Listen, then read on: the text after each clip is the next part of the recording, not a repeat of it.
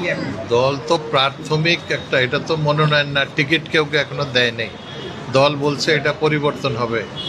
দল এখন কিসের ভিত্তিতে এটা করছে এটা আমরা জানি না।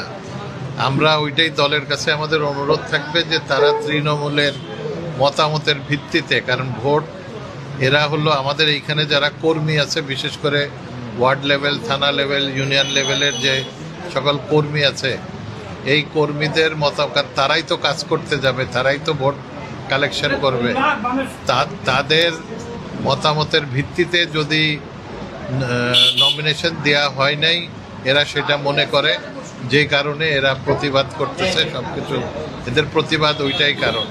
আর প্রতিবাদের মেন কারণ হলো যে আপনি যদি আজকে আপনারা এখানে আসছেন, যারা আসছে এখানে যদি কথা বলে দেখেন, আমাদের 2 উপজেলার সাবেক উপজেলা চেয়ারম্যান ওনারা এখানে, আমাদের 19 ইউনিয়নের 18টা ইউনিয়নের সাবেক ইউনিয়নের চেয়ারম্যান, মেম্বার সব